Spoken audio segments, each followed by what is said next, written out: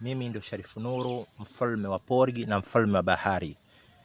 Hakuna mganga yoyote ndani ya Tanzania ama nje ya Tanzania anayejua juu ya pori, miti ya tiba zaidi yangu, wala anayejua matumizi ya bahari zaidi yangu. Mimi ndio mfalme wa waganga wote, mimi ndio mfalme wa pori na mfalme wa bahari. Leo nakupa faida kubwa juu ya mti huu hapa. Huu mti unaitwa msaka uchawi. Huu umeuona?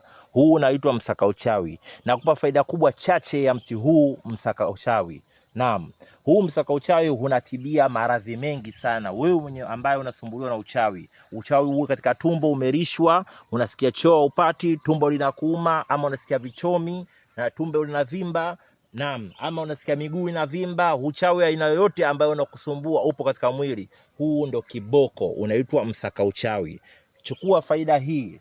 Huu msaka uchawi unapotaka kuchukua hili kwa ajili ya kujitibia matatizo yako, kwanza ufunike kitambaa cheusi. Ufunike kitambaa cheusi ama kaniki kama hii unayoiona. Ukishaufunika uzungumzie, unenee, uombe, maana huu unatawaliwa na majini aina 7. Majini aina 7 unaoshikilia mti huu msaka uchawi. Kwa hiyo lazima unenee ama uzungumzie, uombe ufalme ulokuwepo katika majini wanaotawala mti huu. Kisha ukishaononea, ushauzungumzia, ndio unauchimba.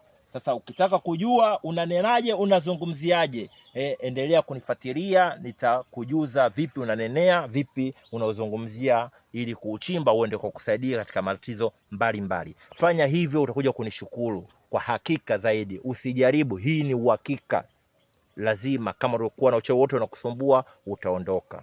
Naam.